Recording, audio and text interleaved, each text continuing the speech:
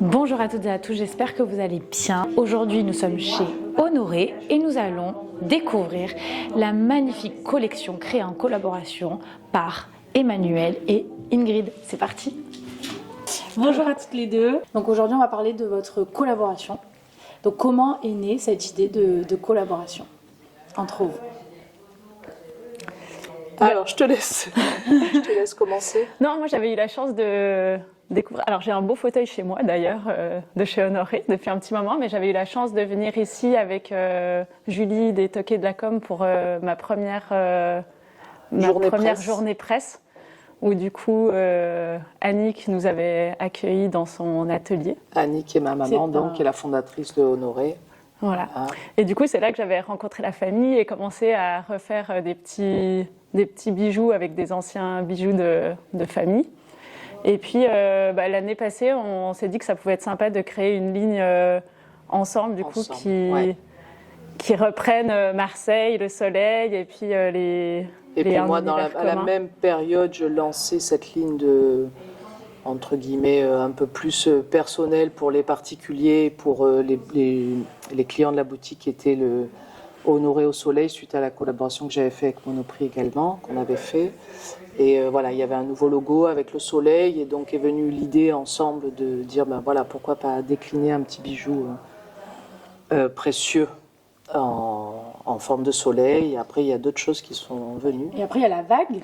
Exactement. En bague et en boucle, c'est ça? Ouais. Et pourquoi la vague? Parce que c'est ta signature, la vague? Alors non, c'est la signature justement, c'est la collection Dolores, qui est une collection qu'on a créée en forme de vague en fait. Voilà. Donc il y a un fauteuil, on a décliné pas mal de produits. Fauteuil, tabouret de bar, petite étagère, que vous pouvez retrouver aussi dans la boutique là. Donc voilà. Et finalement, toutes les deux, vous mettez en avant quand même Marseille, le sud, le soleil, l'énergie qu'on a dans cette ville. Et donc finalement, c'est un peu ce qu'on retrouve dans cette nouvelle collection. C'est ce qu'on a essayé de retranscrire, en tout cas quelque chose en mouvement et qui fait référence un peu à la mer et au soleil. Ouais. Et vous avez travaillé ensemble combien de temps pour la créer, pour qu'elle sorte? C'est les premières discussions au lieu de l'année passée, et après c'est vrai et après c'est vrai qu'avec nos agendas respectifs et les quelques allers-retours et tout, on a travaillé jusqu'à cet hiver pour pouvoir sortir ça. Oui, voilà, ça a été. Mais ça s'est fait assez rapidement. Il y a eu un moment de off, et puis après on s'est remotivé. Voilà. Je ne sais pas comment vous avez nourri cette créativité ensemble. En fait, comment vous avez travaillé ensemble concrètement? On avait fait un premier briefing du coup l'été dernier avec justement les différents éléments qu'on pouvait transposer. Les thèmes qu'on avait envie de transposer dans le bijou. Et qui pouvaient correspondre à nos deux univers, entre la finesse, le mouvement. Exactement. Voilà. Et après, on a fait plutôt des allers-retours entre les dessins que je pouvais proposer de ce qui était réalisable à faire en bijoux et les idées et la créativité d'Ingrid pour réussir à ajuster un peu je lui ai donné un peu des trucs un peu complexes. Je voulais que le petit soleil tourne. Enfin voilà, ça a été un peu. Mais bon, après il y a des choses qui sont faisables, d'autres pas. Mais bon, on est arrivé à un rendu, je pense. Qui est très beau et très chouette. Et quelle émotion vous voulez transmettre au travers cette collection? Allez, ça toi. Non. C'est important l'émotion. Là, c'est compliqué. Je ne peux pas répondre. Je ne sais pas. Ça ne me vient pas. C'est un peu peut-être justement cette histoire de liberté, de mouvement et de bonheur, un peu de joie de vivre du Sud qu'on a dans des bijoux qui sont en mouvement, qui peuvent vivre avec nous au quotidien. Et qu'est-ce que vous voulez qu'une femme ressente quand elle porte vos bijoux? Belle. Oui. L'idée des petites puces, parce qu'au départ on était parti sur une boucle d'oreille un peu plus pendante, et après on s'est dit mais finalement les petites puces, on aime bien en avoir plusieurs et les changer, donc on est parti plus sur cette idée-là. L'idée du petit soleil qu'on propose avec la chaîne et sans la chaîne, en fait c'était justement de pouvoir rajouter, de mettre une bélière, de pouvoir rajouter juste le petit pendentif à d'autres chaînes qu'on peut avoir. Donc c'était plus dans cette idée-là aussi de pouvoir adapter ce qu'on avait déjà avec avec, avec d'autres chaînes. Et c'est vrai que moi, j'aime bien pouvoir changer régulièrement de bijoux.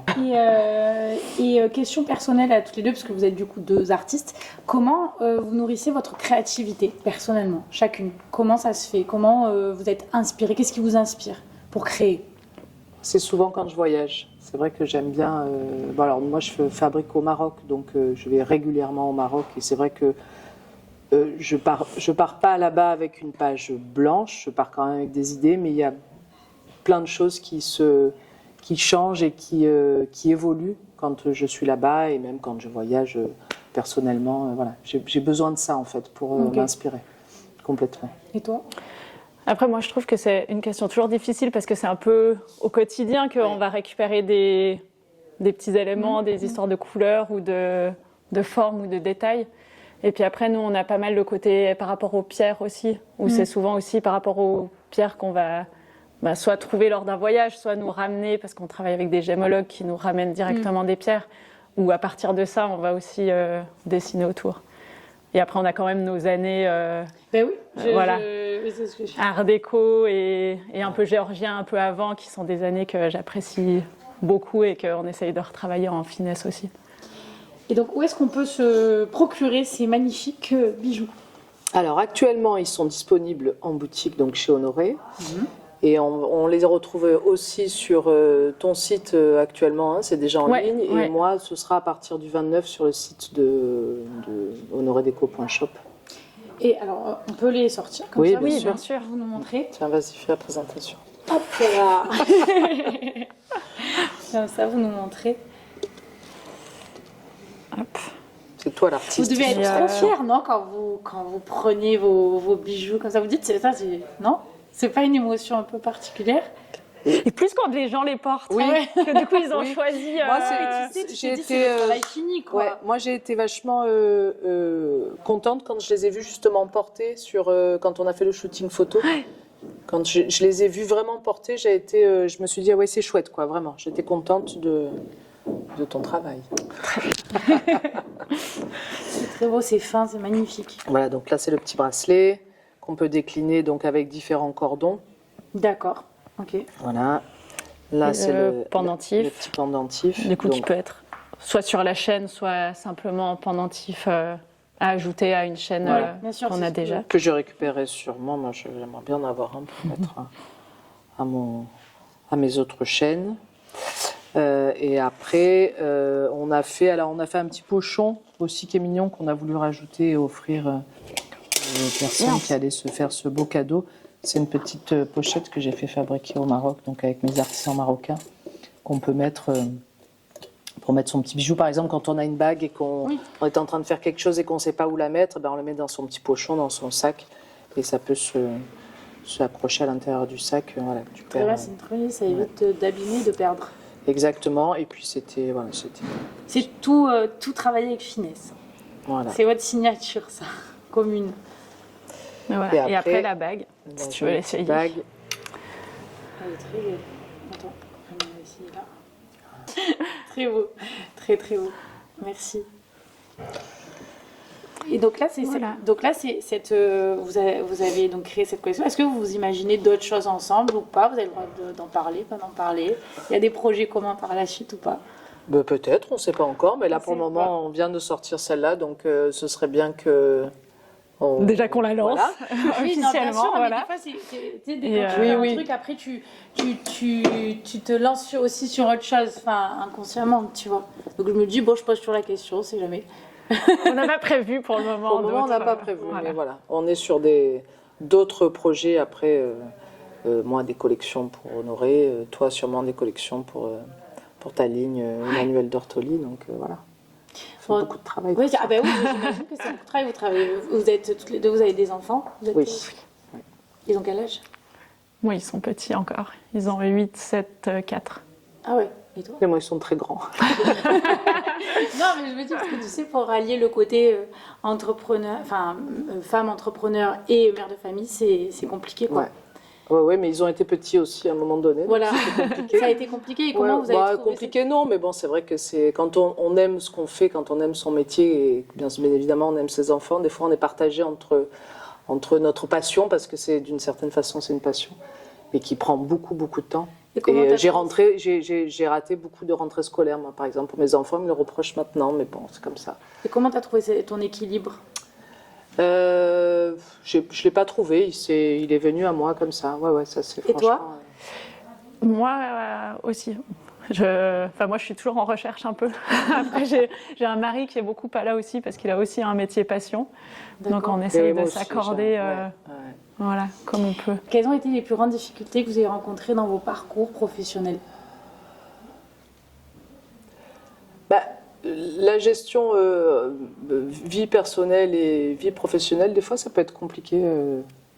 Voilà, je pense que c'est peut-être après. Moi, j'ai toujours tellement aimé ce que je faisais que il y a des obstacles, on en a toujours. Mais voilà, c'est tellement une passion que ça filait.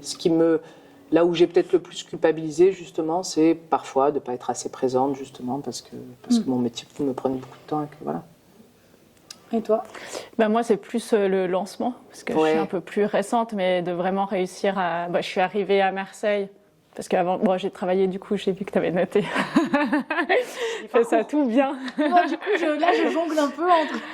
Non, mais du coup, j'avais travaillé chez Rolex dans le développement de métaux précieux, mais quand j'ai déménagé à Marseille pour rejoindre mon mari, j'ai bossé chez Airbus Hélicoptère.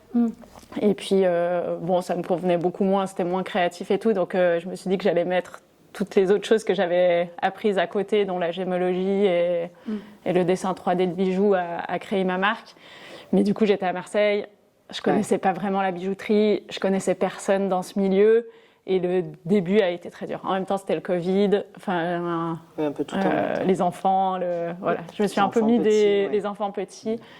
Voilà. Et du coup, après, ça prend du temps, et c'est vrai que du coup, on est quand même une marque précieuse, il faut que les gens aient confiance. Bien sûr. Se faire connaître et tout, donc bien sûr. Voilà, là on a passé un petit cap. On a passé un petit cap et ça fait du fait du bien. Ouais, ça fait du bien. Et qu'est-ce qui fait que t'as pas abandonné?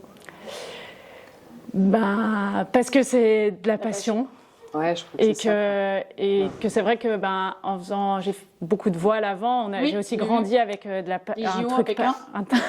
J'ai noté. Mais j'ai aussi grandi avec j'ai aussi grandi dans un truc passion, et c'est ça qui te tire en fait, et c'est ça qui est cool. Voilà. J'ai 2 dernières questions. Il faut savoir que le cœur de Hervé Camélia, c'est la résilience. C'est quoi pour vous la résilience? Définition chacune de la résilience. Je pense que c'est dans beaucoup de parcours. Il y a des moments ça va, des moments ça va pas, et il faut réussir à avoir quelque chose qui nous tire et qui nous motive toujours pour avancer. Et toi? C'est ça. C'est ça, c'est que je suis d'accord avec ce que tu dis, mais c'est vrai que par moment tu te dis allez, on enclenche encore, enfin voilà, il faut toujours, et puis c'est se renouveler. Moi, ce qui me fait le truc qui me fait peur, c'est justement chaque fois que je finis une collection que je présente, parce que je fais maison et objets une fois par an, je me dis, la fin du salon, je me dis putain, il faut déjà que je réfléchisse à la suivante. Et je dis mon Dieu, mais je vais pas avoir d'inspiration, c'est terrible. Et en fait, ça vient. Voilà. Mais c'est ces peurs-là que j'ai. C'est de pas me dire je vais plus être créative, quoi. C'est ce qui me fait peur. Voilà. Mais toi, c'est quoi qui te fait peur? Peut-être pas dans le côté peur, mais dans le côté j'ai envie que les clients soient satisfaits. Et c'est vrai qu'on a aussi un peu des choses sur mesure, ou des choses, les gens ils viennent pour des fiançailles ou des trucs comme ça, et j'ai toujours. Regarde, moi j'étais très satisfaite de ma bague pour mes 50 ans que tu as faite. Ou pour des anniversaires, et c'est vrai que j'ai toujours ce petit côté. J'espère que ça va correspondre. Voilà. Mais aussi par le côté un peu perfectionniste. Je pense que j'en ai une autre bonne à côté de moi. Oui, mais... de toute façon, on ne réussit pas comme ça si on ne dit pas. Ouais. Donc, dernière question. Qu'est-ce que vous conseillerez à quelqu'un qui veut se lancer dans l'entrepreneuriat? Justement, de ne pas avoir peur. de ne pas réfléchir. Non, je crois qu'il ne faut pas réfléchir quand tu veux faire ce métier-là, quand tu veux te lancer. Et pas trop se poser de questions. Et de persévérer. Alors oui, de persévérer, c'est long ça peut être long à... Mais pas se dire, mais est-ce que je vais y arriver, il y aura des embûches complètement, enfin il y en a toujours de toute façon, mais il faut foncer, quoi. Et ça sera jamais aussi parfait que ce qu'on aimerait. Ouais, c'est ça. Merci beaucoup. Merci à toi. Ouais.